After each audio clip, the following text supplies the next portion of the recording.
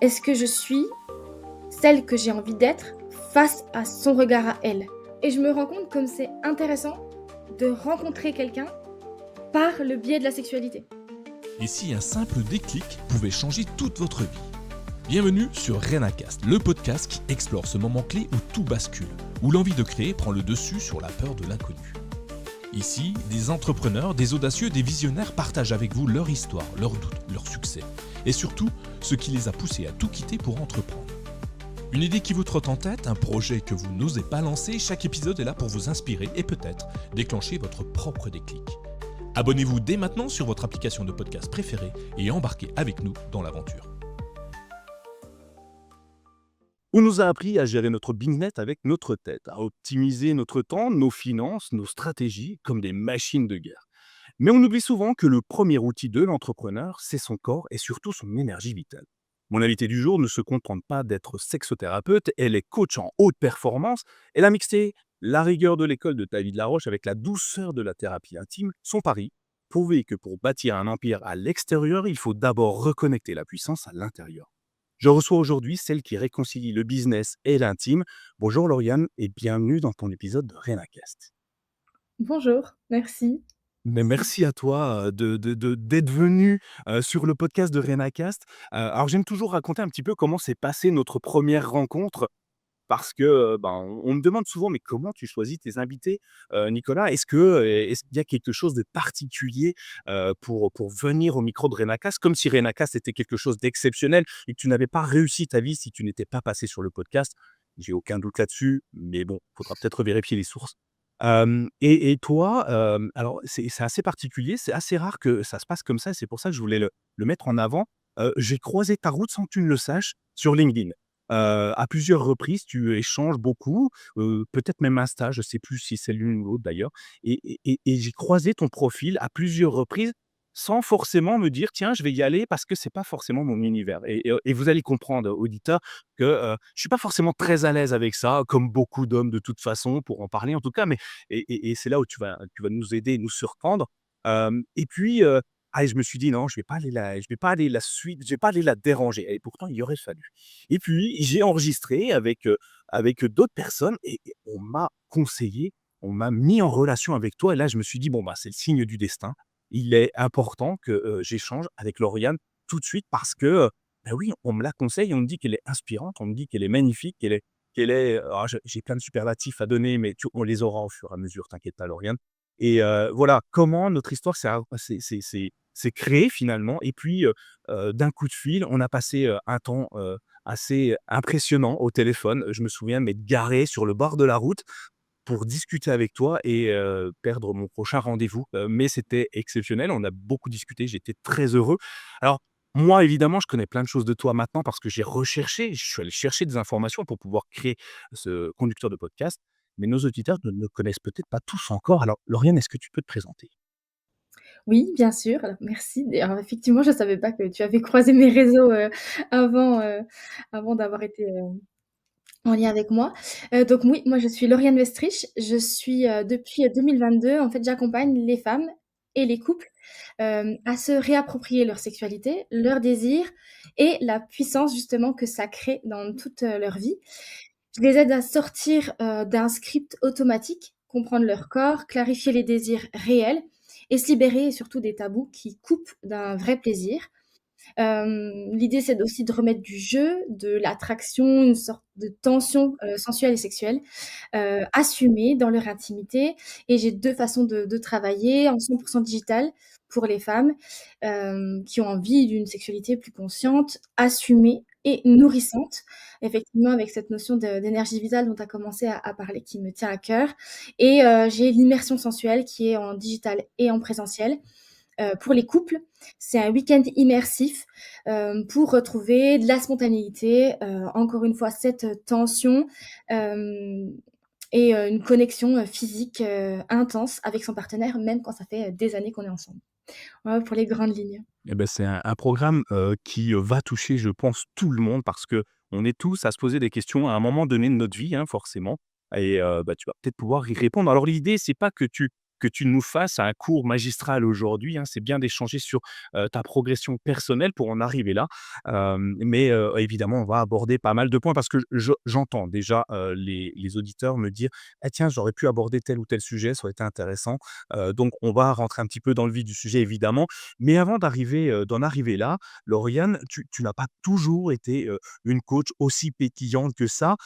Tu as un parcours professionnel qui, ne t'amène pas forcément à ce que tu es aujourd'hui. Alors avant ça, qu'est-ce que tu étais? Que faisais-tu dans ta vie? Donc professionnellement, effectivement, j'ai fait plusieurs choses. J'ai commencé par un CAP cuisine, enfin j'ai passé le bac. J'ai fait un CAP cuisine, j'ai travaillé 2 ans dans la restauration, en cuisine dans un restaurant étoilé et bah, j'ai passé ce CAP et ensuite je me suis rendu compte que j'étais trop coincée dans la dans cette cuisine et j'avais à cœur, d'accompagner et déjà d'aider, depuis bien longtemps. Ça a été transmis aussi par ma maman et je suis devenue infirmière.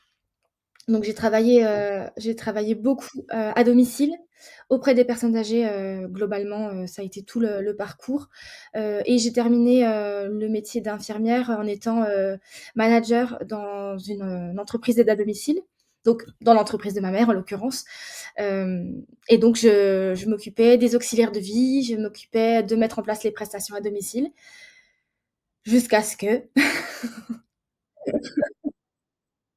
bah, jusqu'à ce qu'il y ait, la maternité, le covid, des challenges personnels. On entrera sûrement plus dans le détail, du fameux déclic et des changements de travailler autrement. Ouais, effectivement, alors déjà pas mal de choses, hein. La cuisine, alors, c'est un chouette métier. En vrai, moi, j'adore manger, donc forcément, j'adore les cuisiniers et les cuisinières. Mais je comprends la dureté du travail. Ce que tu dis, comme être à l'étroit, j'imaginais quand tu parlais d'une cuisine très serrée, tu vois, les petites cuisines, mais qui sortent des plats d'exception, hein. C'est pas la taille de la cuisine qui importe, hein, et on pourra en parler, dans pas mal de sujets. Mais je trouve ça hyper intéressant. C'est très exigeant comme métier et puis, ensuite tu te diriges, dans le monde du médical, qui est encore une fois quelque chose, d'assez important, de très, très important, je pense. L'humain est au centre de tout, dans la cuisine, l'humain est au centre de tout. Tu cuisines pas pour toi, tu cuisines pour les autres. Il y a une façon d'apprécier la cuisine évidemment et puis, ben, tu accompagnes les personnes âgées, dans leur quotidien, ça c'est, hyper intéressant. Tu me dis qu'à un moment donné, tu vas même plus loin, un manager, enfin tu gères tout ça, des équipes. Tu as plusieurs équipes avec toi à ce moment-là? Enfin, tu as plusieurs, personnels à gérer? Oui, oui, bah, c'était, une équipe d'une vingtaine de personnes. Heu, voilà, j'ai plus exactement, les détails, puis c'est un métier, domicile qui challenge beaucoup, donc il y avait beaucoup d'arrivées et de départs, en fait, donc ça bougeait beaucoup. D'accord et qu'est-ce que tu as, vraiment apprécié? Qu'est-ce que si on devait, résumer à quelques mots, à quelques phrases, tes différents passés, dans le la cuisine ou, dans l'aide à domicile, est-ce qu'il y a une phrase que tu pourrais aujourd'hui sortir et te dire: «Ouais, ça définit bien mon métier» et peut-être l'évolution que ça a eu tout au long de ma carrière professionnelle? Ouais, hem la première chose qui m'est venue en t'écoutant pour cette question, c'est le lien, en fait. C'est la connexion avec les autres, qui est importante pour moi, la transmission. Il y a ce lien par le côté du plaisir qui est présent, dans la relation, enfin qui est présent dans la cuisine, dans la restauration, le côté gastronomique, hem tu vois, qu'il y a comme un lien plus fort aujourd'hui entre ce métier, dans la gastronomie avec celui que j'exerce aujourd'hui. Enfin, c'est comme si ça se reliait, tu vois? Il y a le côté, plaisir gustatif, savourer ce qui se passe dans un instant aussi petit que de déguster, je sais pas, une bouchée, d'un gâteau ou un café, enfin, tu vois? Quelque chose de très sensoriel et là, je sens en te le disant que c'est complètement ce que je partage, dans mes accompagnements aujourd'hui et dans l'accompagnement, plus dans le côté, soin, tu vois? Prendre soin, être à l'écoute, il y a un côté très, où je l'exerçais beaucoup de plein de façons différentes et il y a aussi une connexion au corps, alors très, très différente aussi là, par rapport aux personnes âgées, je sais que j'ai toujours eu plaisir aussi à être, dans le contact sensoriel, tu vois, avec les gens, masser, même que c'est juste pour hydrater la peau, prendre soin, de la peau et cetera et du bien-être, en fait. Ouais et Donc et et ça ce que tu me dis, moi pareil, il y a des mots qui popent dans ma tête, dans mon esprit, le côté, charnel de la nourriture, craquer une bouchée de quelque chose, tu vois? Une coquille Saint-Jacques, quelque chose qui te craque, les éléments, le chocolat, alors dans la cuisine, il y a plusieurs corps de métier, mais je vois le chocolat parce que c'est souvent synonyme, je vois les fraises, je vois les cerises, toutes ces choses qui quand tu craques, tu vois, il y a un peu de résistance et un petit peu, de douceur une fois que tu l'as ouvert et ça correspond exactement à ton métier. Donc en fait, sans le savoir, petit à petit, tu construisais, ton métier de demain, et aujourd'hui, en fait, en faisant une rétrospective de toute ta carrière, on le voit bien, et c'est ce que je dis souvent. On a souvent un fil conducteur et c'est Delphine Kerserette qui m'en a parlé, donc qui,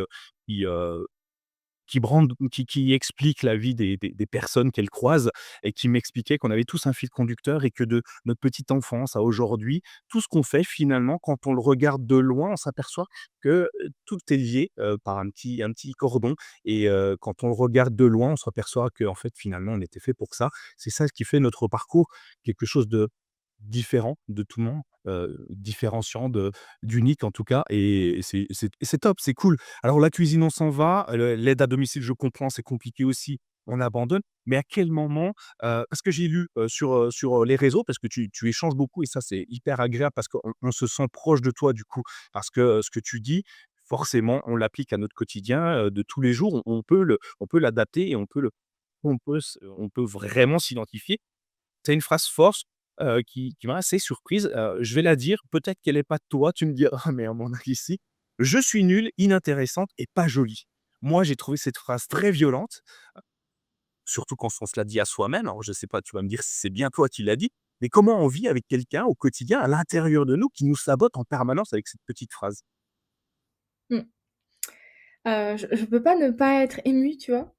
Quand j'en l'entends en plus comme ça en miroir et c'est vrai que pendant très, très longtemps, c'est foncièrement ça que j'ai pensé de moi, que j'étais, sotte, moche, pas douée et que de toute façon, je pouvais pas faire grand chose, de mes 10 doigts et oui, j'avais fort, cette pensée, dans mon quotidien, même jusqu'à, ne pas comprendre quel est l'intérêt qu'on pouvait me porter, en fait, à me sentir honorée, des personnes, bah, d'une amie proche ou de mon compagnon, parce que je ne percevais pas du tout, ma valeur, mais vraiment pas et comme on vit avec ça, bah, on vit difficilement, en fait, Mais oui. douloureusement, Et est-ce que tu as, au fur et à mesure des années, parce qu'aujourd'hui ce n'est plus le cas, hein, ça se voit. D'ailleurs, tu es devant une caméra, devant un micro et une caméra, donc j'imagine que ça, c'est bien loin derrière toi, tu l'as laissé sur le bord de la route. Mais comment tu as fait, pour te dire: «OK,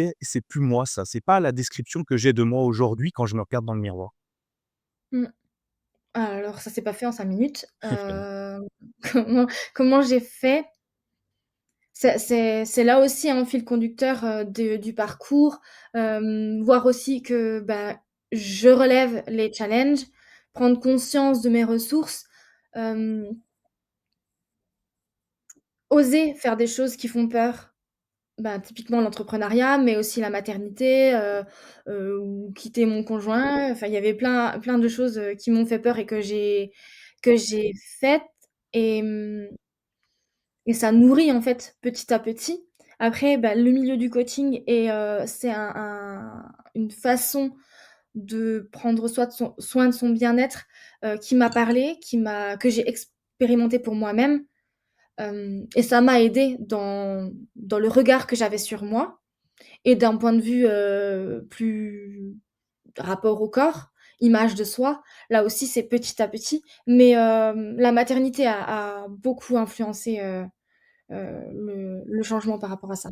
OK, étonnant, hein. Moi, j'ai souvenir, de madame, qui, après la maternité, n'aimait pas forcément son corps. Justement, c'était l'inverse, hein. Elle disait: «Bah, il est plus tout à fait comme avant. Il faut que je réapprenne à vivre avec ce corps-là parce que évidemment il a changé, il a évolué D'autres certains de l'extérieur diraient qu'il est moins beau. Moi je le vois plus beau puisqu'il a porté, la vie de mon enfant, forcément, c'est complètement différent.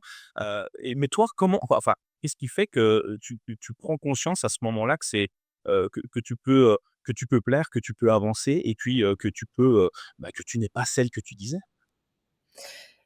Eh bien, oui, alors justement, c'est vrai que la maternité marque le corps des femmes, en général et effectivement, on a souvent justement un regard plus dur envers soi-même parce qu'en plus on recherche de le reconstruire comme avant. Sauf que ça marche pas comme ça et moi j'ai eu une pensée, déclic, quand j'ai eu mon tout petit bébé dans les bras, je me suis demandé et je l'ai aussi pas mal partagé: «Est-ce que je suis celle que j'ai envie d'être face à son regard à elle?» Quand ma fille donc je pense que ça s'ajoute, en fait, le fait que j'ai une fille, hem, si elle me regarde, si elle regarde la femme que je suis et celle que je veux devenir pour la suite de sa vie à côté d'elle, est-ce que je suis, sans parler d'être un exemple, mais en tout cas, est-ce que je corresponds à la mère que j'ai envie d'être? Je sais pas si c'est très clair dans cette phrase et en fait, je me suis dit: «Mais j'ai pas envie qu'elle, elle nourrisse du jugement envers son corps de femme». J'ai pas envie de lui montrer ça. Donc j'ai travaillé toute seule entre moi et moi, ce dont je partage aussi avec, mes clientes et aussi sur les réseaux.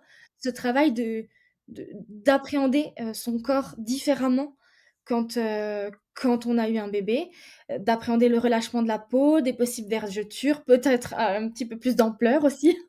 Et justement de valoriser par, le déjà le cadeau que notre corps incroyable nous a permis d'avoir. Donc, il y a aussi, pas que l'aspect esthétique dans le corps et après j'aime bien raconter ça, j'ai des vergetures sur le ventre donc, je t'avoue que moi j'ai pas de censure, hein, j'espère que ça va être OK pour toi.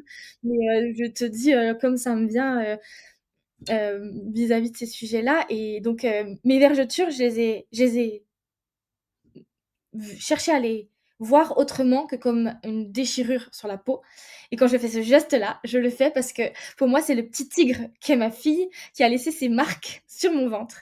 Donc en fait, ces marques, elles sont esthétiquement, ça reste de la peau qui est craquée, donc c'est pas voilà, c'est pas fou. Mais, celles qui sont sur mon ventre, c'est les marques du petit tigre sur mon ventre et celles que j'ai sur les hanches, ça fait comme des petits rayons de soleil que je trouve, finalement jolis et en fait, je nourris ces pensées-là et ça se fait pas déjà, ça a pas de date de fin, c'est-à-dire encore aujourd'hui, parfois, typiquement en ce moment, je suis pas très confortable avec mon apparence en ce moment et ben, je fais attention à comment je me touche parce qu'on peut être hyper violent. Alors, je sais pas comment ça se passe dans le monde des hommes envers leur corps, mais les femmes envers elles-mêmes peuvent être vraiment brutales avec leur ventre, avec leurs fesses, leurs cuisses, peu importe les parties du corps, mais tu vois, se crémer pour se crémer, mais genre avec presque de la rage, tu vois, contre sa peau et et ça, c'est pas OK. J'ai pas du tout envie que les femmes se comportent comme ça, envers elles-mêmes et je m'offre autre chose du coup comme rapport. OK, tu beaucoup de choses hyper intéressant, et j'imaginais, tu vois, pendant que tu parlais, des vergetures, je me disais: «Mais oui, certaines personnes vont se tatouer, le nom de leur enfant, la date de naissance». Bah, finalement, toi, c'est mieux qu'un tatouage puisque ça a été, c'est l'enfant qui l'a fait directement. C'est pas quelque chose que tu as réfléchi, que tu as imaginé, ça s'est fait naturellement et je trouve ça, hyper intéressant. J'en parlerai à des tatoueurs, qui eux, embellissent la peau justement, et je leur demanderai ce qu'ils en pensent et je suis sûr qu'ils vont être d'accord avec toi, en tout cas, ceux que je vais avoir au micro de Renaka, j'en suis, certain.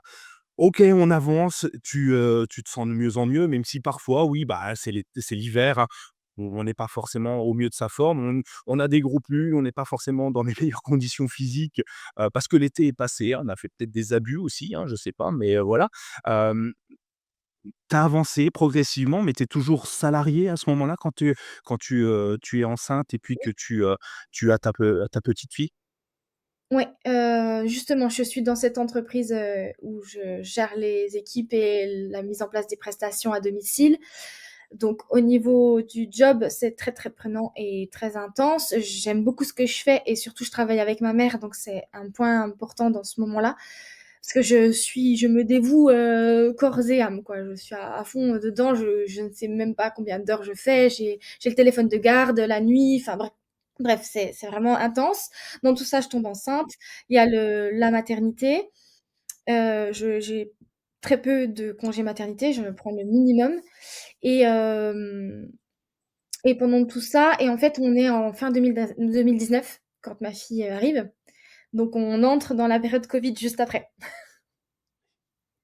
Donc Évidemment. voilà, je suis salariée dans tout ça. Et donc 2019, le Covid, tu te retrouves, à la maison toute seule, quoique, peut-être pas forcément puisque, il faut toujours aller aider les personnes qui ont besoin de ton aide, les personnes âgées. Tu te déplaces à ce moment-là ou enfin tu arrives à sortir toi ou tu dois, driver, des équipes pour qu'elles y aillent, donc du coup tu travailles toujours malgré la période Covid? Alors la période covid, comment te dire? Alors en fait donc moi je ne fais pas les prestations à domicile. Je m'occupe, je ne me déplace plus en fait à ce moment-là, pour les au domicile des personnes, mais je travaille, archi temps plein, plus, mon bébé donc qu'a entre ses 6 mois et ses 8 mois pour le premier confinement. Donc je suis à temps plein pendant 2 mois avec mon bébé à la maison, pendant que, son papa, continuait d'aller travailler aussi. Donc je suis toute seule avec mon bébé et mon temps plein.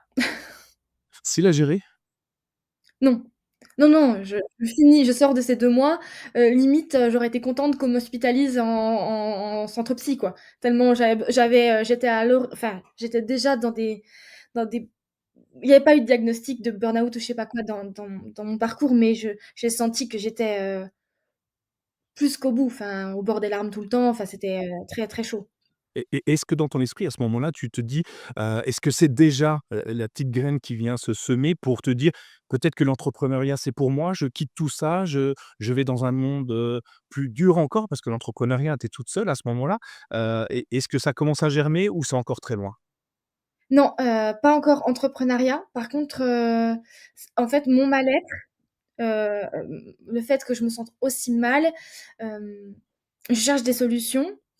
Les réseaux sociaux évidemment, enfin, le net de manière générale à cette période-là et donc c'est là où je commence à découvrir un petit peu le coaching, à écouter, Esther Taïfé, avec son podcast «Se sentir bien» et puis, j'ai perdu le nom d'un autre podcast, d'une autre, Clotilde Dusselier, voilà. Clotilde Dusselier qui ont des de gros podcasts et qui parlent de, bah, voilà, du rapport à la gestion de leurs émotions, de l'écoute des émotions, ce rapport-là. Et du coup, je découvre des choses, une vision en fait du bien-être, mental et général aussi, différent que juste entre guillemets, c'est pas juste, mais disons, moi j'avais notion de la psychothérapie, c'est tout, en fait. Le coaching, je connaissais pas du tout, j'en avais jamais entendu parler, vraiment, plus que ça. Donc je commence à avoir des petites graines qui se posent sur comment prendre soin de moi avec ce que j'ai là aujourd'hui, en fait. OK. Donc grâce pas tout de suite, effectivement, et puis, bah, il y a quand même pas mal de charges, hein, elle est là maintenant, il faut s'en occuper. Donc il faut et ça prend beaucoup de temps, et puis tu as un travail peut-être en même temps forcément et à quel moment alors tu écoutes ces podcasts et ça c'est plutôt intéressant ce que tu dis, se documenter, aller chercher une ressource extérieure, le coaching, ça peut être du podcast, ça peut être de la vidéo YouTube, ça peut être tout et un livre, une émission de radio, peu importe, il y a pas de préférence, ça chacun va aller chercher la source qu'il souhaite, mais se documenter parfois seul, dans son coin et on a la chance d'avoir internet pour ça, permet, d'éveiller, en tout cas d'allumer une étincelle, dans son cerveau. Peut-être qu'elle va pas éclairer la totalité du cerveau tout de suite, mais c'est pas grave. Ça commence à ouvrir une porte et peut-être nous accompagner plus loin et d'ailleurs, c'est quoi qui a fait à un moment donné, quel est le moment précis, si tu t'en souviens, où tu as eu le fameux stop, j'arrête de travailler pour quelqu'un d'autre, même si, c'est dans la famille ou autre chose comme ça et je me lance moi à mon compte parce que c'est ce que j'ai besoin pour continuer d'avancer. Oui et non, là, on part de 2020, il s'est passé une année de plus pour que, j'ai le moment où je me dis, en fait, je veux tenter quelque chose toute seule. Je veux essayer de créer quelque chose pour moi. Hem, je pense qu'il y a un côté, je donne beaucoup, je travaille beaucoup, je donne tout, toute mon essence, mais jamais pour moi. Et je crois que j'ai envie d'essayer de quelque chose. Hem, le déclic, il a été entre le pro, donc ce sortie de confinement, il y a le deuxième qui arrive ensuite. Tout ça, en fait, ça monte en mayonnaise de pression. J'ai jamais de vraiment de où je m'apaise, où je stabilise, où je me sens bien, où je suis à nouveau heureuse d'aller au travail. Pour l'instant, tout ce temps-là, en fait, je porte un masque, je gère, je mets bien anti-cerne, blush, même si je viens de pleurer comme une madeleine, pour que ma mère s'inquiète pas trop, pour que mon compagnon ne s'inquiète pas trop. Voilà, je m'occupe de ma fille, j'allaite, enfin voilà, je gère. Je suis vraiment dans le faire, faire, faire. Je gère le truc, je tiens, tu vois? Je tiens bon. Et et en fait, je crois que l'élément déclencheur, il est personnel parce que j'apprends que mon compagnon m'a trompée et et en fait, la la confiance que j'avais en lui m'a fait vraiment vaciller, comme ça remettait tout en question, en fait. Et en même temps, heu, la relation avec ma mère, elle s'est un peu compliquée à ce moment-là. Je J'arrivais plus à travailler aussi bien et autant parce que personnellement, je flanchais avec cette histoire avec mon compagnon, mais aussi physiquement. En fait, à un moment donné, quand tous les matins, tu es au bord des larmes et que, tout et n'importe quoi, te fait pleurer, c'est que, comme je te disais, j'ai pas eu de diagnostic de burn-out, mais je pense que j'en étais pas bien loin. Et physiquement, j'arrive plus, en fait, à assumer autant, j'arrive plus et je sais même plus pourquoi je le fais. Je perds, en fait, du sens dans tout ça. Je sais plus et derrière, la rela enfin, voilà, il y a une perte de confiance aussi, avec ma mère et en fait, il y a les 2 mécanismes qui se mettent en place entre ma vie perso et pro où, en fait, les 2 personnes les plus importantes pour moi me déçoivent et j'ai trop donné pour eux et du coup, je me dis: «Je me suis pas écoutée, en fait, dans tout ça». J'ai comme si je m'étais un peu oubliée dans tout ce chemin de vie, autant pro parce que, bah, je suis devenue infirmière parce qu'elle, elle était infirmière. J'ai aimé mon métier, mais je l'ai fait je me souviens très bien à dans l'amphi, inf, on parlait de vocation, on parlait de ce métier qui prend les tripes de tellement de soignants et moi je me disais: «Moi c'est cool, je vais bien trouver une façon de l'exercer». Parce que le métier d'infirmier, il te donne un panel de façons d'exercer ce métier qui sera le mien, dans lequel je me sentirai bien, au fur et à mesure du chemin et donc je sais que je suis devenue infirmière aussi pour elle et je suis aussi, devenue maman. C'est le trésor de ma vie et elle est incroyable et j'ai voilà, je suis mère et j'en suis très heureuse. Mais sur le moment, quand il c'est lui qui m'a dit: «Quand est-ce qu'on fait un bébé?» et je me suis dit: «En fait, je serai jamais prête, donc jette-toi dans le vide, avec lui, ça va aller». Donc en fait, je fais des choix comme ça aussi pour les autres qui aujourd'hui me mènent où je suis, et j'en suis hyper reconnaissante, hein. Mais sur ce moment-là de 2021, il y a un moment donné, stop quoi, stop. Et en même temps, j'ai découvert le coaching et je me suis dit: «En fait, il y a peut-être moyen que je crée quelque chose qui me ressemble, une façon d'accompagner». Je sais pas encore trop comment, ni qui, ni voilà, j'ai pas tout compris comment ça se passe là derrière, mais il y a peut-être quelque chose qui se joue et vu que physiquement j'étais au bout, moi ça a fait vraiment un effet, arrêt du train, terminus, tout le monde descend, sauf ma fille. Voilà. Et du coup, du jour au lendemain, tu claques la porte du travail, tu te dis: «J'arrête tout, je me prends du temps pour moi, pour me reconcentrer, pour me recentrer, pour arrêter de me perdre, heu, sur le chemin des autres», finalement, d'après ce que tu me dis et comment ça se passe à ce moment-là? Alors je j'y vais pas avec le dos de la cuillère comme on dit, j'ai pas été très, subtile dans l'histoire. Je t'avoue que j'ai un peu une zone de flou, préavis, pas préavis. Je sais que j'ai réussi à négocier avec ma mère une, rupture conventionnelle, pour avoir un droit au chômage et cetera. J'ai dû avoir les 2 mois de préavis, mais voilà, j'ai cherché à rupture de contrat et dans le même temps, en fait, j'ai pris les 2 décisions en même temps, de quitter mon conjoint et de quitter mon CDI. Un Tout fait chamboulement en même temps. énorme. Ouais, Ouais. ouais, et ouais. et aujourd'hui, est-ce que tu as des regrets de l'avoir fait ou au contraire tu te dis: «C'est la meilleure décision que j'ai prise de ma vie»? J'ai pas de regrets. Non, j'ai pas de regrets, alors, je suis challengée, de toutes parts, mais autant, dans ma relation amoureuse que j'ai aujourd'hui, je me sens aimée, comblée et voilà, c'est hyper, nourrissant et puis autant, professionnellement, je suis challengée par l'entrepreneuriat, ça secoue et j'aime bien à l'image du bateau, tu vois? J'en avais marre de bosser sur des gros paquebots qui étaient pas le mien. Mais voilà, j'ai construit mon petit, radeau, de briques et de broc. Après, j'ai eu un espèce de petit, bateau gonflable, mais bon, j'ai quand même un peu pris le large.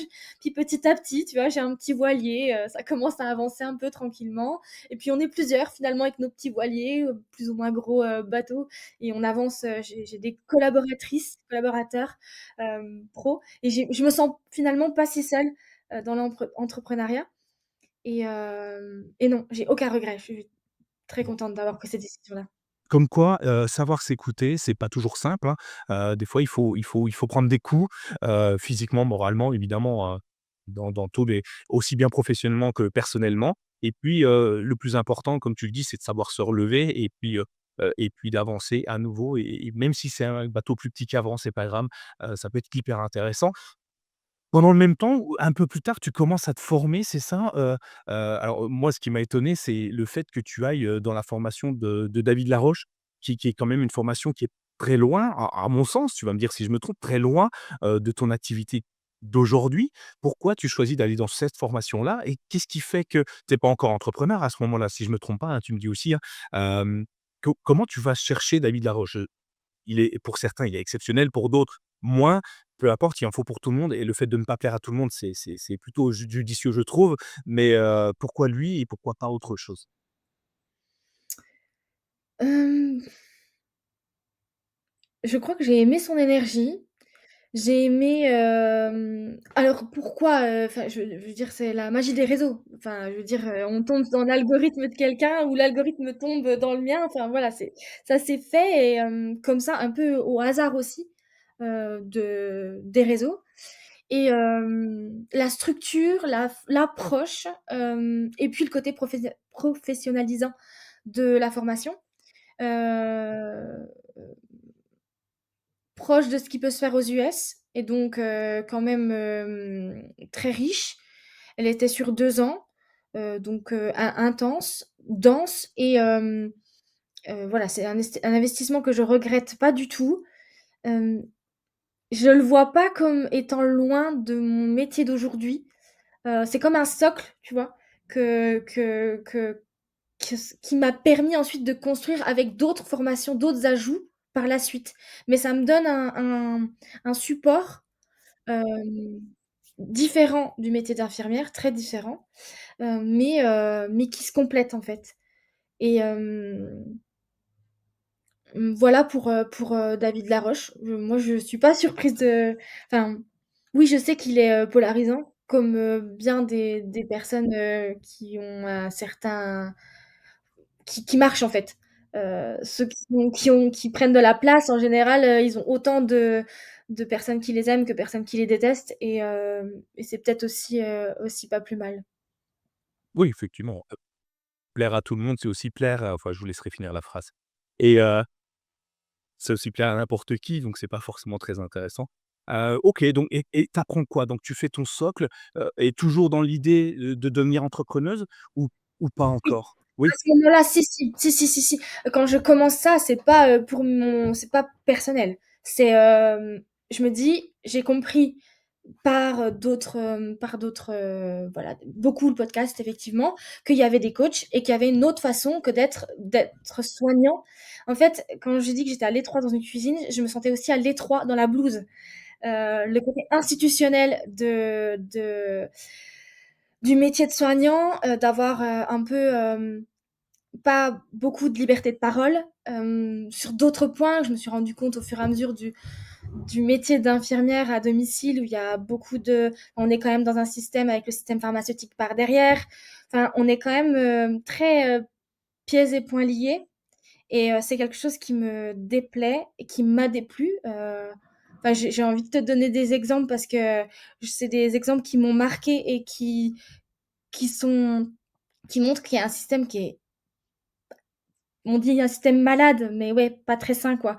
Hem, hem, je fais attention à ce que je dis et j'essaye de bien me souvenir des choses, mais quand j'étais, infirmière à domicile, on avait un système qui commençait à éclore pour aider les diabétiques. Donc c'est aujourd'hui assez commun. Je ne sais pas si tu as déjà vu sur l'arrière des bras des personnes qui ont un petit socle en plastique qui permet de scanner hyper facilement, son diabète et ça venait d'arriver donc il y a maintenant, pas mal d'années, et donc on lit la notice pour savoir comment ça fonctionne ce petit truc et comment on l'installe, sur les personnes et cetera et en fait, quand tu lis la notice de ces appareils pour les personnes diabétiques, c'est Nestlé qui, développe le voilà. Donc en fait, il y a un moment donné, ça c'est juste un petit grain de sable de rien qui, pour moi, a fait un déclic de: «On compte se foutre de la gueule des gens encore combien de temps?» On te on te bassine depuis que tu es gosse de boire du chocolat Nestlé, des biscuits, des machins, des trucs pour qu'au final, il y ait aussi des appareils, enfin voilà. Tu vois, au niveau éthique, pour moi, en fait, on a tendance aujourd'hui à juger l'éthique, dans le coaching et je pense qu'il y a aussi de quoi à boire et à manger et il y a du tri à faire. Mais, c'est pas parce que tu as une jolie blouse blanche, que le médecin est derrière son bureau avec, son stéto et que voilà, une certaine prestance, que ce qu'il te dit est, parole d'évangile et que, et pareil pour le pharmacien. Bon bref, je vais pas forcément entrer plus dans le détail parce qu'en plus, j'ai pas, toutes les qualifications, ni les connaissances, précises du fonctionnement de tout ça, mais pour moi, il y a des choses qui m'enserrent en fait, qui me gênaient dans ma liberté de partager des choses importantes, que ce soit, sur l'alimentation, sur plein de points différents, mais je me sentais coincée et j'ai voulu en fait avoir un espace.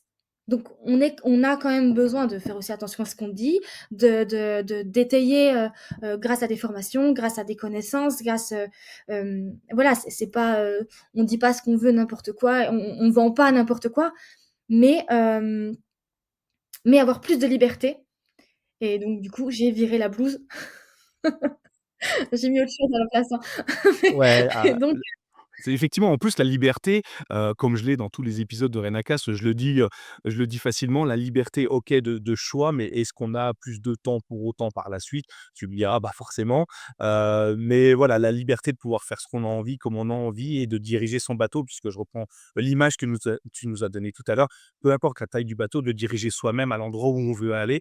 Je trouve ça hyper intéressant et toi, tu as donc choisi, à un moment donné, dans toutes tes réflexions, de partir sur, le domaine de la, alors je vais peut-être me tromper, pareil, la sexothérapie, c'est ça, si je me trompe pas? Et comment on en arrive là? Moi, ce matin, je me suis pas dit: «Tiens, c'est ce que je vais aller faire». Alors j'ai pas ton expertise, médicale et cetera et cetera. Je suis plutôt mal à l'aise, enfin mal à l'aise si je devais en parler à d'autres et encore plus l'écouter, de donner des conseils. Je ne me sens pas légitime forcément pour autant. Mais toi, tu as décidé de le faire. Comment on choisit cette activité-là? OK, là encore, un mélange pro perso, mais il y a quand même une grosse partie, personnelle de mon parcours, en fait, vis-à-vis de ce sujet-là. J'ai été impactée, très jeune, ça a pas été un sujet, fluide au tout départ, de ma vie, de jeune fille. Mon père s'est suicidé tôt, j'ai perdu une figure paternelle, j'avais 13 ans. Je me suis réfugiée dans les bras des garçons, un peu plus vieux que moi, mais donc j'ai eu des rapports, intimes, trop tôt. À la suite de ça, j'ai eu un avortement, à 15 ans. Donc voilà, mon corps a été impacté. Tu vois, le rapport à la sexualité était impacté. Après, j'ai eu cette relation très longue avec le papa de ma fille, donc 15 ans de relation, très installée. Et pendant cette relation, on était, plutôt bien ensemble, mais avec le recul, je sais qu'on s'ennuyait, hein, grandement. Mais j'ai toujours été intéressée par le sujet, j'ai toujours aimé en discuter avec mes copines. J'étais comme beaucoup de filles, hein, les mecs je sais que vont parler de trucs un petit peu, extravagants, fantasmes, des trucs vraiment, acrobatiques ou, complètement, illusoires. Hem mais entre filles, on parle de la vraie vie, de ce qui se passe vraiment, dans nos chambres et dans nos lits et dans nos corps.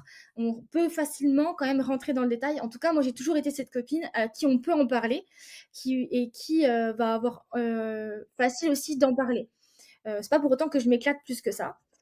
Justement, je pense que là aussi, j'ai du mal, en fait, à cette période-là, à être très aventureuse et savoir m'écouter de ce qui m'appelle ou ce qui me gêne. Après il y a la rupture comme bien des gens, après une rupture, après une relation aussi longue de 15 ans, bah, j'avais un peu faim, quoi. Donc j'ai un peu dégusté toutes sortes de personnes il y a eu un moment d'exploration comme ça, pendant quelques mois et je me rends compte comme c'est intéressant de rencontrer quelqu'un par le biais de la sexualité. Que ce soit donc là, concrètement, c'est, par le rapport intime, hein, vraiment et au fur et à mesure, en fait, c'est simplement en parlant de sexe, je perçois énormément de choses des gens, de leurs valeurs, de leur posture, de leur façon d'être, de ce qui est important pour eux, de énormément de choses. En fait, c'est un sujet, très profond, sans mauvais jeu de mots, mais qui connecte au sujet politique, à des thèmes sociaux, à la religion aussi parfois, au côté, spirituel de la personne et je trouve ça passionnant et dans mes petites, rencontres et puis, dans tout ça, il y a le coaching et donc j'ai mon compte Insta que je mets en place et je rencontre quelqu'un qui m'aborde en fait, qui propose des massages tantriques et donc je me dis: «Ah ouais, c'est intéressant», donc j'ai ce mot tantra là qui arrive, dans mon Insta. On discute et il me dit: «Je peux te proposer un massage si tu veux tester. Je suis en fin de formation, donc en gros, je fais ça, pour, bah, ce que tu veux, en termes de tarifs». Et je me dis: «Feu», j'étais dans la fin de mon exploration personnelle et du coup, je fais le trajet jusqu'à Dijon. J'ai pris des risques, hein, pendant cette période-là, hein. J'ai pris des risques d'aller chez des gens, et là, je me retrouve dans un petit Airbnb avec enfin, un jeune homme, un homme de peut-être 5-6 ans de plus que moi, je ne sais pas, bref et donc je vis un truc, enfin, une bulle hors du temps de bien 4 heures qui m'a semblé paraître à peine 1 heure, de connexion, de ressenti dans le corps, de quelque chose que j'avais jamais donc il m'explique aussi ce que c'est le tantra, le côté de l'énergie sexuelle, la connexion entre les chakras. Donc il y a un côté, spirituel vraiment, au tantra, qui parle ou qui parle pas.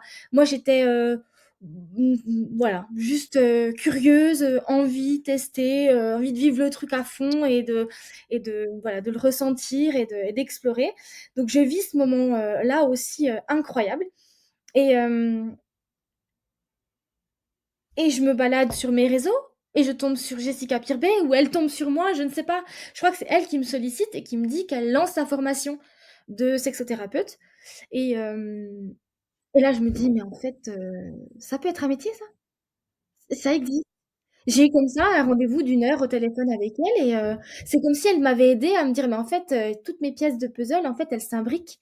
Tu parlais de fil, tu vois? Mais c'est ça, en fait, c'est ça la suite. Je peux en faire un métier, je peux accompagner sur ce sujet-là, Hem, David Laroche le dit, mais il y a plein d'autres personnes qui peuvent le dire pour savoir quel est ton flow, quelle est ton essence, qu'est-ce qui est naturel pour toi, qu'est-ce qui t'anime pour toi. D'ailleurs, ça doit se sentir là, je commence à parler de sexe, ça m'anime en fait. Je peux, être quasiment en train de m'endormir, il est 2 heures du mat, j'en peux plus, je suis en bout de soirée, quelqu'un vient me parler de cul d'une manière ou d'une autre, ça va tout de suite. Je l'ai déjà vécu il y a encore pas si longtemps, je me dis: «C'est vraiment un truc, ça me fait kiffer, hein». Parler de sexe en long, en large, en travers, avec qui vous voulez, j'adore ça, ça me passionne, je trouve ça incroyable et du coup, voilà le chemin pour dire, en fait: «Je fais cette formation-là et c'est dans cette thématique-là que je veux travailler». Ouais, on voit que ça t'anime. Alors moi, j'étais en vidéo pour ceux qui vont t'écouter en audio, Laurent avec l'audio, hein. Clairement, tu as changé de tonalité de voix et c'est assez intéressant et c'est fort. Donc ça y est, tu as l'idée, tu as plus qu'à te lancer. Mais bon, faut se former, j'imagine. Tu fais encore d'autres formations? Ah non, tu fais la formation que tu viens de me dire, pendant 1 heure, mais tu en fais encore d'autres, j'imagine?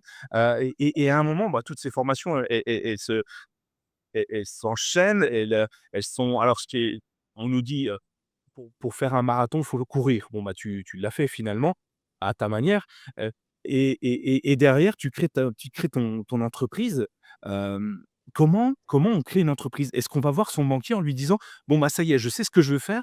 Comment on lui pose, le papier sur le bureau, sans rougir ou sans arrière-pensée quelconque? Et comment tu as fait pour donc créer tes statuts? Quel statut tu as Mmh. choisi? Comment tu as fait pour aller draguer tes premiers clients, aller driver tes premiers clients?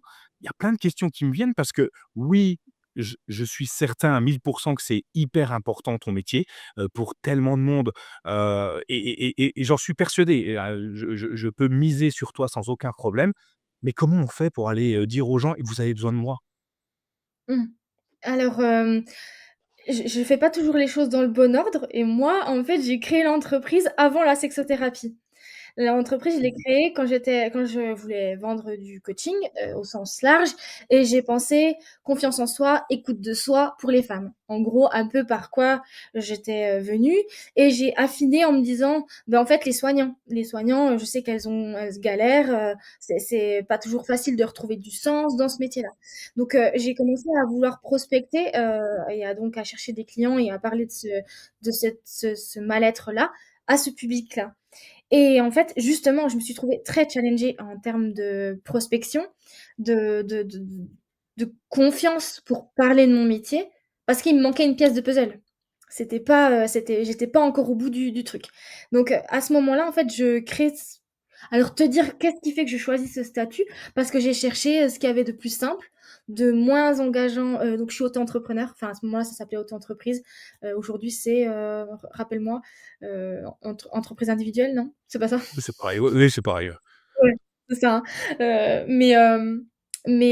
Donc j'ai cherché un statut, simple. Après, au niveau du département, il y a des aides, du département pour, donc j'ai eu une conseillère, heu, à la CCI, si je me trompe pas, qui m'a aussi accompagnée sur ces sujets-là, purement, techniques et qui était censée aussi, m'aider un petit peu au niveau marketing et positionnement et tout ça, mais c'était un petit peu trop de façon, classique comme pour une entreprise classique qui a pignon sur rue et cetera et qui était enfin, je sais pas où ça en est là en 2025, mais en tout cas, à cette époque-là, 2022, c'était un petit peu, pas encore très développé au niveau du marketing digital qui est quand même particulier, enfin voilà, qui a que enfin, une façon en tout cas de promouvoir son activité autrement qu'en disant: «Bah, je vends une séance en cabinet, c'est 60 €», voilà quoi.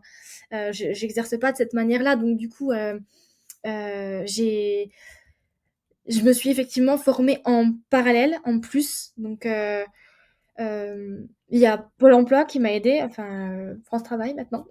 En tout cas de l'aide de l'État qui m'a aidée.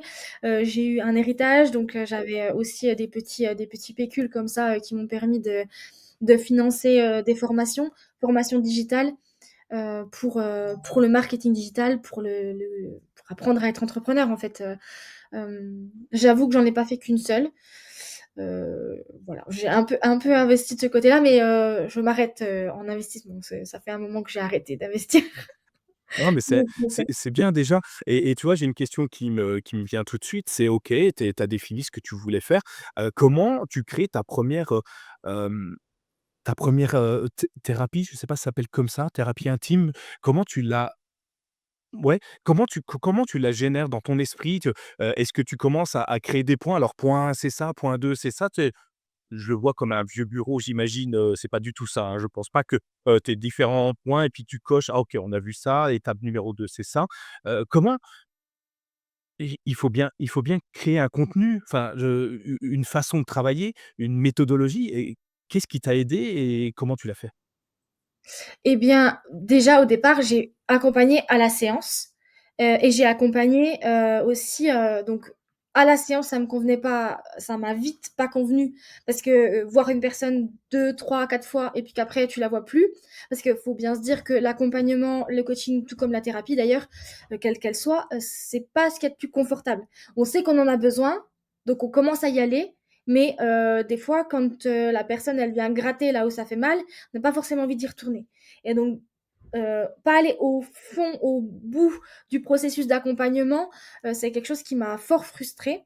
Donc du coup, j'avais besoin que la personne, elle s'engage en fait sur un laps de temps, en tout cas, pour, me permettre d'aller, en profondeur sur, la problématique et au fur et à mesure que j'ai fait des accompagnements, donc j'ai affiné aussi je me suis rendu compte que c'était un peu le même genre de personnes qui venaient vers moi. Donc ça m'a permis aussi d'affiner mon public cible et de voir en fait qu'il y avait des choses inhérentes à la personne elle-même, qui étaient vraiment à personnaliser, mais aussi des points qui lui étaient inconnus, que moi j'avais appris soit dans mes formations, soit c'est un mélange expertise et expérience personnelle, hein, en tout cas où j'ai un peu rempli, mon petit, sac d'outils et je me dis en fait tous ces outils, que ce soit, de la compréhension des énergies, yin-yang, que ce soit, vraiment, du terre à terre sur le fonctionnement du corps, de comment le corps d'une femme ou le corps d'un homme est fait et prend du plaisir, plein de choses différentes. Mais en fait, j'ai un peu pris le temps aussi de voir tout ce qui pouvait me manquer, en termes de connaissances théoriques et compréhension de soi pour ces personnes. Hem, donc au début, j'accompagne en adaptant chaque séance, je vois la personne, 6 fois, 7 fois, 10 fois en fonction et on je fais avec ce qu'elle m'apporte, en fait, à sa problématique du moment et à force de faire ce processus-là, je nourris sur les points qui reviennent, en fait, en termes de problématiques, d'incompréhension, de manque et je vois comment je peux combler, ces manques et ensuite j'ai créé, mon accompagnement en en voyant comment je pouvais le rendre logique, pour aller vers la réduction, du problème, et la transformation, complète de la cliente à la fin. Je sais pas Ouais, si j'ai donc du répondu à la coup question. ouais, ouais, bah, même plus que je n'imaginais donc je vais résumer pour être sûr que j'ai bien compris ton accompagnement. En gros, au début, tu commences à te dire: «Je vais me structurer». Finalement, après chaque contact, tu t'aperçois qu'il y a une colonne vertébrale à peu près commune à tout le monde et tu donc du coup, tu peux aller plus facilement, au moins en tout cas dans les premiers temps, accompagner la personne au départ et puis tu vas avoir cette espèce d'adaptabilité, de chaque personne qui fait que ton métier, d'un client, d'un patient, je ne sais pas comment tu les appelles, tu vas changer ta façon de faire en fonction des personnes, tu vas t'adapter à chaque personne. Donc il faut que tu aies un faut vraiment être assez fort pour ça parce que, tu peux vite tomber dans des travers, difficiles. Heu, mais d'après ce que tu me dis, c'est ce que tu fais et tu t'en sors plutôt bien et ça te pousse en avant pour toujours faire mieux. C'est ça, j'ai bien compris? Oui, c'est ça, donc du coup, au final, mon accompagnement, c'est ça, c'est de l'apport théorique, mais aussi d'introspection. Il y a de la théorie pour que les gens comprennent, enfin que les femmes, en fait, comprennent, certains aspects. J'ai des espaces, j'utilise Notion pour ça, pour leur donner des espaces d'introspection, d'écriture, pour pouvoir voir qu'elles creusent, en fait, qu'elles comprennent quels sont leurs blocages et qu'elles aillent, déjà toutes seules, en fait, avancer sur ces sujets-là. Donc j'ai un peu un chemin pré-balisé sur lequel je les fais avancer au fur et à mesure de l'accompagnement et en parallèle, il y a les séances en individuel avec moi dans lequel soit on rebondit sur ce qu'elles ont eu pris conscience, compris, enfin ce qui a émergé grâce aux apports théoriques et introspectifs ou autre chose, en fait. Ça peut être quelque chose bon, la trame, le sujet global reste le rapport à son corps, à sa féminité, à son plaisir, donner et recevoir, la relation de couple et cetera. Donc il y a quand même, voilà, Socle heu, commun. elles me parlent rarement, de comment elles s'en sortent avec leur argent, ou voilà, comment, investir ou de leur maternité et encore ça peut, des fois il y a bien des liens entre ces sujets mais voilà et donc ces séances, effectivement, j'y viens avec, je prends ce qu'elles ont à me partager sur le moment, en lien ou pas avec des essences, que j'ai déjà construits. Ouais, effectivement, hyper intéressant, tu ne t'ennuies donc jamais puisqu'il y a pas de routine à ce moment-là, donc ça, c'est top. C'est plus grand, ton bateau est plus grand grâce à ça? Bah oui, oui, forcément, ça commence à avoir un peu de structure, un petit peu de voilà, de d'avance, enfin voilà, c'est plus grand. Je suis toujours toute seule, hein, pour l'instant, mais d'ailleurs, c'est pas un mal, je me sens pas mal toute seule, mais en tout cas, il y a plus de structure et plus de cadre, ça avance un peu mieux. Ouais. Alors, en plus de ton activité, de coaching, tu as lancé également un podcast, et c'est peut-être là, je crois, que je t'ai croisé, sur du podcast. Hem, Quand tu lances ton activité plus ton podcast, tu as déjà une communauté? Tu as déjà des gens qui te suivent? Parce que c'est pas toujours simple d'arriver avec, personne derrière toi et puis dire: «Hey, moi j'ai plein de trucs, écoutez-moi». Hem, Bah, alors non, j'ai pas grand monde, est-ce qu'aujourd'hui j'ai grand monde? Je suis pas sûre non plus. Mais c'est pas forcément, ce qui me retient. En fait, les réseaux sociaux, c'est sympa puisque c'est gratuit, ça permet de pouvoir communiquer et de partager, voilà, nos valeurs, nos messages et cetera. Mais on n'en est pas, propriétaire. Une fois que c'est sur Instagram, ça peut être mangé par Instagram. D'ailleurs, les posts ont 24 heures de visibilité, d'espérance de vie et j'ai perdu un compte Instagram parce que je parle d'un sujet, qui est, que Meta est pas très, très fan. Donc je tâche de me censurer un peu, même si en vrai j'ai beaucoup de mal. Mais, j'ai perdu un premier compte Insta, donc quand je me rends compte de ça, je me dis qu'il faut que j'ai une plateforme où je peux être un peu plus libre de de ma façon de parler. Je dis les choses, pas très délicatement, je parle comme je parle, donc surtout en parlant de sexe. Je parle de sexe, je parle pas d'intimité, rarement j'utilise ce mot-là. À l'écrit, si, parce qu'il faut, voilà. Mais donc du coup, j'ai le love à la bouche, qui me permet je coche le contenu explicite et et comme ça, je peux, voilà, partager ce que j'ai à partager, sur le podcast et c'est un média qui me plaît beaucoup, sur Ouais. lequel je me plais beaucoup. Je mettrai évidemment les liens de tout ce que tu produis dans la description du podcast et sur ton article, pour qu'on puisse te retrouver, écouter tous les conseils que tu donnes à travers ton podcast que je trouve, juste génial. C'est pas si simple, de trouver des formats intéressants où en quelques minutes, on peut avoir du concret, des choses actionnables rapidement, pour, dans la vie privée comme dans la vie, professionnelle, hein. C'est dans tous les cas, c'est toujours assez compliqué d'avoir des systèmes faciles d'accès, compréhensible facilement et comme tu le dis, tu parles comme tu parles et comme dans la vie de tous les jours et c'est en ça que je trouve ça intéressant parce que c'est pas des grands mots, pour faire joli, c'est des choses pour, avancer et ça, c'est génial parce que, c'est pas si simple de trouver des gens, honnêtes, mentalement, moralement, enfin qui cachent pas les choses pour faire plaisir à tel ou tel, algorithme et donc je trouve ça super bien donc je mettrai évidemment les liens dans les notes de l'émission. Moi, il y a un truc qui m'intéresse. Tu étais podcasteuse avant ou pas? Ah non, pas du tout. Non, non, pas du tout. Le podcast a quelques années maintenant. Hem, il y a eu un moment de creux parce que, bah, faut tenir le rythme, hein, de la création et cetera, l'organisation dans le quotidien entre livrer aux clients, la prospection, la com et puis, les réseaux et donc la création du podcast. C'est pas toujours facile. Non, j'étais pas podcasteuse, mais en fait, je me suis basée, sur ma façon de consommer. En fait, je crée comme j'aime consommer. Heu, je crois que c'est plutôt pertinent de le voir comme ça. En tout cas, c'est aussi ce que j'ai, reçu comme, voilà, dans mes formations en business, c'est souvent intéressant de le faire comme ça permet de créer de manière un peu plus fluide et que ce soit, plus oui, plus l'idée, c'est quand même de prendre du plaisir à ce qu'on fait. Je kiffe l'accompagnement, je suis hyper à l'aise, quand je suis en individuel ou en présentiel avec mes clients, mais j'ai aussi du plaisir à la création de contenu et donc j'ai cherché, à créer, d'une façon qui me plaise.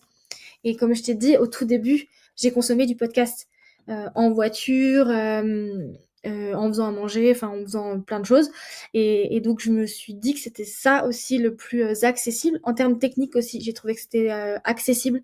Hem, j'ai acheté un petit micro, sur Amazon, voilà, un petit micro cravate, ça un iPhone, puis voilà, c'est tout quoi et ça suffit pour lancer le truc, et pas se mettre trop de pression en tout cas avec la technique. Ouais, non, c'est, hyper intéressant. Je retiens une phrase que tu viens de dire: «Je crée comme j'aime, consommer», et c'est hyper intéressant parce que, beaucoup, se donnent des contraintes. Bon, alors peut-être pour gagner plein d'argent parce qu'il faut plaire peut-être au plus grand monde, je ne sais pas. Mais, en tout cas, on sent que grâce à ça, ça t'anime. Le matin, tu te lèves, je suis certain que tu es, de bonne humeur, même si, des fois, il fait pas beau, il pleut, il neige, tout ça. Et parce que tu crées ce que tu aimes consommer, bah, forcément, c'est beaucoup plus simple à faire. C'est peut-être même plus un travail pour toi. Ouais, j'avoue que je regarde un petit peu, sur mes journées quand est-ce que je ne travaille pas du tout.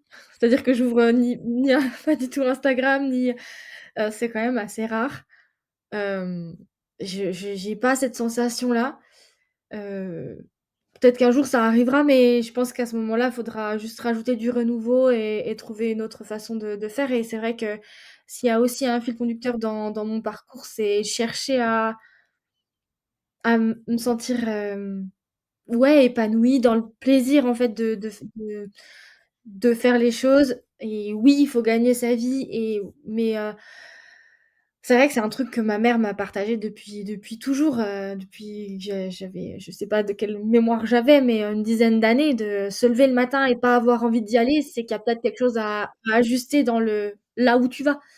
Voilà, après il y a aussi, l'illusion, d'un truc, parfait et puis, de ne prendre qu'un immense plaisir et tout. Il y a des fois, voilà, j'ai pas trop de créativité, je sais pas trop quoi faire, voilà, on peut aussi, pas avoir trop envie et tout, mais donc c'est un peu ça reste quand même fluctuant, pour mille raisons. Mais globalement, prendre du plaisir à ce qu'on fait, je pense que ça permet d'animer en et d'être animé justement et d'incarner quelque chose qui se ressent, à travers, ces écrans et ces audios, qu'on partage sur les réseaux. Ouais, effectivement, c'est hyper important d'aimer ce qu'on fait pour pouvoir, bah, le faire au mieux, de se donner à 100, peut-être plus encore, et de kiffer sa vie. Il y a un truc que je reprends aussi de ce que tu viens de dire, si jamais, le désir baisse un peu, peut-être changer, d'orientation, peut-être, réfléchir à faire autrement, peut-être les mêmes choses, mais autrement. Je trouve ça hyper intéressant. C'est un sujet que beaucoup pourraient prendre en main, dans leur vie professionnelle, hein, pour entreprendre justement. Il y en a beaucoup qui ont le déclic, qui se disent: «Moi, j'aime ce que je fais, mais j'aime pas comme c'est fait, donc je vais monter ma boîte pour faire, ce que j'ai envie de faire et comment je le fais». Une question me vient, alors tu parles évidemment de sexe, régulièrement, évidemment, c'est ton cœur d'activité, mais tu vis dans une petite ville. On va pas la citer, sauf si tu as envie de la citer, c'est pas Paris, hein, clairement, c'est très loin d'être Paris. Et quand tu commences à parler de yoni, de plaisir, de sextoy, de puissance sur internet, tu pas peur, tu pas la trouille que tes voisins ou, ta famille tombent dessus et te catégorisent, dans un truc un peu étonnant, bizarre? Alors, ma maman sait tout depuis le tout début. J'ai jamais rien caché à ma mère, j'ai jamais voilà, on a une relation qui fait qu'on peut tout se dire et donc il y a pas de souci là-dessus, donc elle sait tout. Par contre, effectivement, je sais que mes contenus peuvent la mettre un peu mal à l'aise. Donc je ne l'ai plus en amie, Facebook ni en suivi, Insta. Elle ne peut pas me suivre d'ailleurs. Donc j'ai enlevé ma maman de mes réseaux, même si, elle suit mon parcours entrepreneurial. Mais par contre, en termes de sujets, liés à la sexualité, elle ne m'écoute pas et on va pas dans le détail sur ce sujet-là. Hem, Pareil, mais j'ai viré mes grands-parents de mes réseaux sociaux et mais en même temps, eux aussi, ils savent ce que je fais comme métier. Ils m'ont regardé un peu de haut, genre, mais comme si on attendait sur toi pour, savoir comment il fallait faire. Sauf qu'en réalité, je sais très bien enfin bref, je sais. Ils ont leurs croyances et ils ont leur vie à eux et leur âge et leur génération et c'est très bien comme ça. Donc voilà, il y a un côté un peu où je me suis séparée, de ce qui pouvait éventuellement, me un peu me brider, parce que j'ai pas envie de les gêner et en même temps, j'ai envie de me sentir libre. Après effectivement, il y a des gens, d'une boutique, à côté de chez moi, du café à côté de chez moi, qui savent le métier que je fais. Mais c'est un métier que j'assume et encore, je pense qu'il y a rien à assumer parce que c'est comme si je faisais quelque chose de mal alors qu'en fait, c'est un métier qui peut être, mal compris puisque je m'appelle coach en sexualité. Donc il faut que je rappelle que je ne fais rien. Je ne suis pas, travailleuse du sexe. Je ne ce n'est pas ce genre de métier que je fais, même si, je porte aucun jugement sur ces métiers-là et j'ai des collègues ou copines, business, qui font ces métiers-là et c'est complètement OK dans mes valeurs en tout cas, mais ce n'est pas mon métier à moi. Donc parfois, il est nécessaire que je le rappelle, souvent aux hommes, hein, d'ailleurs, entre parenthèses, je devrais je ne sais rien. Et et voilà, après, non, j'ai pas peur, par rapport à ma ville. Voilà, je me sens libre et si je gêne, bah, c'est à la personne, de regarder ailleurs et voilà, je continue parce que je sais que ça sert en fait, aussi, à ceux et celles qui en ont besoin, quoi. Et bah, tiens, justement, bonne transition que tu me proposes là. Si alors sans dévoiler grand chose, parce qu'il y a pas forcément besoin de tout nous dire, mais c'est quoi la plus belle histoire de transformation que tu as eue chez une de tes clientes et qui t'est revenue aux oreilles évidemment, suite à un dernier coaching, peut-être le dernier, qui malheureusement a fini votre aventure à vous 2. Est-ce que tu as une histoire, qui aujourd'hui, tu en es plutôt fière? Mmh. Oui, tout de suite, j'ai pensé à une de mes clientes. C'est marrant parce je reprends de temps en temps de ses nouvelles et c'est assez presque amical au bout d'un moment, surtout, enfin voilà, il y a quand même un lien qui se tisse parce qu'on est dans un sujet, voilà, avec, d'intime, de vulnérabilité, où on se livre, je permets aux gens de se livrer. Souvent, ils me partagent quelque chose qui ressemble à ce que tu as dit, de malaise, de je sais pas si j'oserais et puis, machin. Ça, c'est mon travail, de créer une safe place pour que tu te sentes, confortable et pouvoir déposer tout ce que tu as à déposer. Je juge rien et j'accueille. Donc, elle c'est ce qu'elle a fait et il y avait beaucoup de et je la voyais enfin, elle s'est décrite aussi comme quelqu'un qui était à l'étroit, qui était mal à l'aise avec son corps, qui avait, eu des enfants, qui ne savait pas, comment donner envie à son partenaire et éventuellement aussi dire à l'autre qu'elle a envie. Elle avait pas de fantasme, pas d'envie spéciale, assez peu de désir et ça, c'est quelque chose que je retrouve souvent, cette baisse de libido, dans les couples, assez installés et souvent, du côté féminin et en même temps, un rapport à son corps assez dur, avec, voilà, Arbeit quoi. Faut avancer, la journée, il faut qu'elle avance, entrepreneuse, maman, machin. Tu vois? Ça cadre et il faut y aller, quoi et c'était vraiment dans un système comme ça, hem, où elle s'était oubliée, en fait, dans ce parcours-là, souvent aussi avec la maternité et et au fur et à mesure de l'accompagnement, elle s'est ouverte à plus de curiosité, envie de tester des choses, elle a fait des petits achats, coquins, elle a reconnecté aussi avec son partenaire. J'ai donné un peu des tips comme ça d'ouvrir le dialogue en fait, c'est aussi un point central de que le sexe devienne un sujet comme un autre. Comme tu parles de, bah, si on rénovait la cuisine, bah, qu'est-ce qu'on peut, prévoir comme vacances, l'été prochain et puis, les études des enfants, comment on finance ça? Et bah, dans le même package de tous ces sujets du quotidien, ben, il y a, comment, on prend soin de notre sexualité, comment on se donne du plaisir, qu'est-ce que tu as aimé la dernière fois, qu'est-ce que tu aurais envie qu'on teste, quand tu as fait ça, ça m'a vachement plu, ça, je sais pas, ça me met mal à l'aise et puis si on testait tel truc et cetera et en fait, que ce sujet-là devienne un sujet beaucoup plus doux, que ce soit plus fluide, que ça reste dans l'intimité des gens, de leur couple et c'est ce qu'ils ont créé au fur et à mesure et et et l'autre fois, elle m'a partagé quelque chose complètement à distance, en fait, de l'accompagnement. Elle m'a dit: «Lauriane, il faut que je te fasse un retour». Elle m'a fait un petit vocal comme quoi elle avait, eu un je vais être transparente avec toi, hein, tu es prêt? Elle a eu un orgasme dans sa voiture.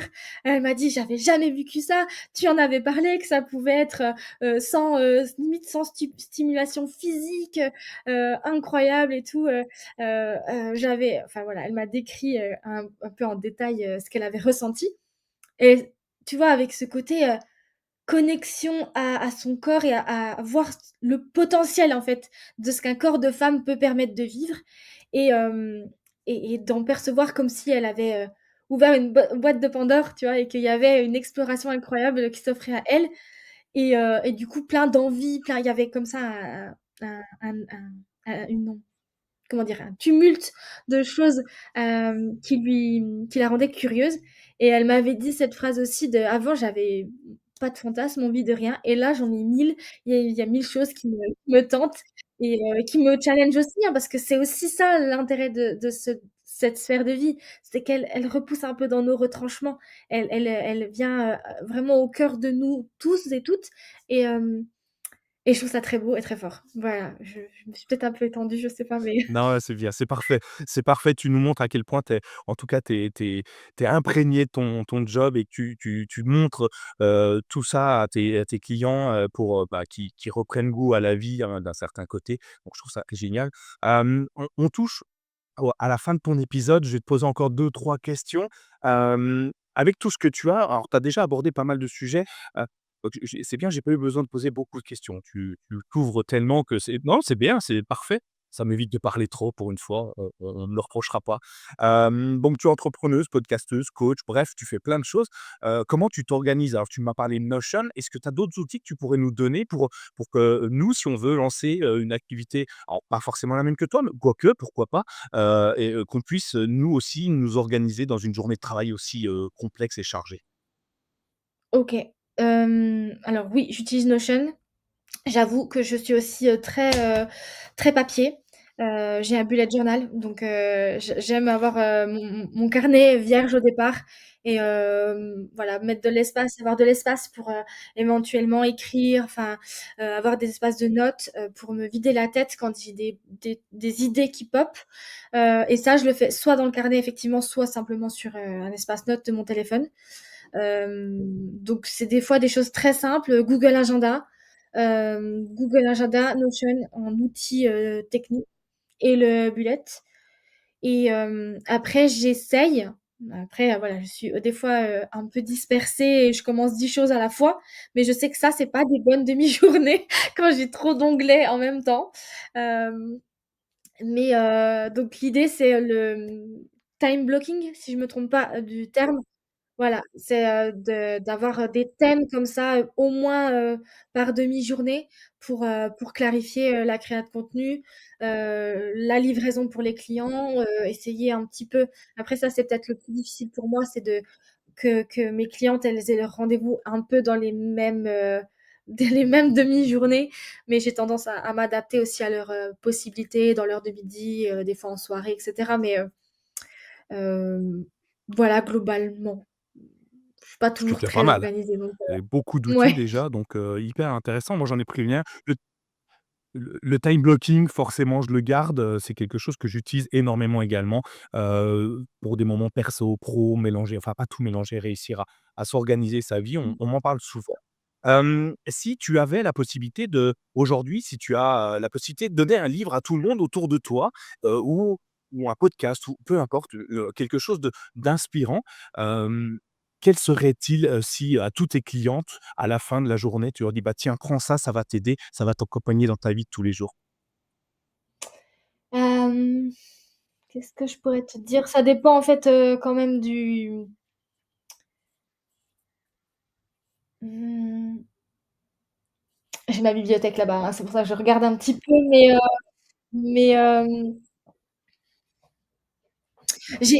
ma première pensée a été quand même celui de Jessica Pirbet, Puissante et orgasmique, parce que c'est ma coach, qui m'a formée en sexothérapie. Elle est tantrika, donc formée en tantra en Inde, et c'est la première qui m'a parlé de ce truc dont tu as parlé au tout début pour me présenter, de l'énergie sexuelle. C'est pas juste de la libido pour écarter les pattes, une fois dans le mois de temps en temps et s'éclater au pied avec son mec. C'est tellement plus intense, profond et en particulier dans la vie des femmes que, qu'elle en a fait un livre et où elle ex après c'est un livre, ça permet de planter des graines justement, des débuts de graines et de voir les choses sous un prisme différent et de percevoir quelque chose de différent par rapport à la sexualité féminine, au désir féminin, hem, heu et voir comme ça nourrit, en fait, ça fait grandir une part de nous qui a plus d'audace, plus de voilà, d'oser prendre plus de place. C'est quelque chose que j'ai exploré et dont on a parlé un peu tout le long de l'épisode avec, la sensation d'être enfermé et en fait de découvrir aussi comment on peut, voilà, prendre de l'ampleur et être aidé et soutenu par cette énergie de vie-là. C'est ultra précieux et je pense sous-valorisé et méconnu en fait de beaucoup de gens. Alors i ça a aussi un impact, dans la vie, des hommes et également, mais c'est vrai que j'ai à cœur de prendre soin des femmes donc c'est pour ça que je dirais j'irais ce livre-là. OK et ben, écoute, je le noterai, je le mettrai dans les notes de l'émission pour que tout le monde puisse le procurer. Si toi, il t'a ouvert l'esprit, accompagné, sur le chemin, de la réussite, bah, ça va le faire pour plein d'autres personnes et puis, bah, ça pousse un petit peu Jessica aussi encore en avant, comme si elle en avait besoin, mais écoute, tant mieux pour elle. Hem, c'est bien, ouais. Avant-dernière question, où est-ce que si j'ai envie de travailler avec toi, si on a envie de travailler avec toi, si les auditeurs veulent échanger avec toi, où est-ce qu'ils te retrouvent? Alors, Instagram, Lunavo coach en sexualité, hem Instagram et Facebook éventuellement, mais voilà, un des 2 réseaux sociaux, peu importe. LinkedIn, j'y passe un petit peu, mais l'idéal étant Instagram et la première chose à faire, c'est soit, si la personne est un petit peu timide, c'est de simplement, m'écrire en privé, un petit mot et on échange tranquillement, en DM. J'échange très souvent, avec les personnes, voilà, de cette manière-là et après, de toute façon, il faut, un appel, clarté avec moi. C'est une demi heure que j'offre, aux gens pour faire le point vraiment sur leur situation, comprendre ce qui se joue et dans quelle mesure je peux les aider, que c'est vraiment le moment pour eux et de voir comment ils peuvent avancer, sur cette sphère de vie, si précieuse. Eh beh, écoute, je rajouterai ces 2 liens, directement, dans les notes de l'épisode, pour qu'on puisse te retrouver si on a aimé, la façon dont ton énergie en tout cas, enfin, j'ai pas de doute que ton énergie, tout le monde l'a appréciée. Allez, ces dernières questions et après je te laisse repartir sur tes occupations habituelles. Si tu avais la capacité de revenir, dans le passé, très loin en arrière, hein, 8-10 ans peut-être, tes 1 années ou un moment un peu complexe pour toi, hem Mmh. et que tu tombais face à toi, à ce moment-là, qu'est-ce que tu te dirais? Mmh. Forcément, je pense, à la période, postpartum. Hem, je crois qu'il y a un côté, hem, de plus savourer, de plus profiter de ces moments-là et éventuellement de ne pas reprendre le travail, si tôt, trop tôt et de rester avec ce petit bouchon, de 2 mois et demi, un peu plus longtemps à la maison. OK. Ouais, Profiter un petit j'avoue. peu de la vie, quoi. Un petit peu, ouais, ouais et puis, peut-être un côté de me faire confiance parce qu'avant ça, je pensais que j'étais pas capable de créer quelque chose toute seule, de, que l'entrepreneuriat c'était pas pour moi, mais en fait, que c'est possible d'y croire et de croire plus en mes capacités. Eh beh, écoute, je te souhaite de continuer cette énergie-là, d'avancer encore et encore, d'avoir, plein de clients que tu vas aider dans leur vie de tous les jours et puis, là, on arrive à la fin, donc je te souhaite, bah, tout le bonheur du monde, comme pourraient dire, certaines chansons et puis, de progresser encore et encore et encore dans ton art et puis, on se recroisera peut-être sur, un épisode de Rénacast d'ici 2 ans, peut-être, pourquoi pas et que tu me dises tout le parcours que tu as fait entre-temps Ouais. et que tu régales encore tous ceux qui sont autour de nous et qui, ont envie ou besoin, d'avoir ton accompagnement. Merci à toi, Lauriane. Je te souhaite, encore une fois tout le bonheur du monde et je vous dis à bientôt dans un prochain épisode de Rénacast. Ciao, bye bye. Merci. Merci à toi. Si cet épisode vous a inspiré, ne le gardez pas pour vous. Partagez-le avec vos amis, votre famille, vos collègues, qui sait, cela pourrait bien être le déclic dont ils ont besoin pour se lancer. Abonnez-vous dès maintenant sur votre application de podcast préférée et laissez-nous une note 5 étoiles ainsi qu'un commentaire. Votre soutien est essentiel pour faire grandir Rénacast et continuer à donner la parole à celles et ceux qui ont osé. À très vite pour un nouvel épisode et surtout, osez passer à l'action.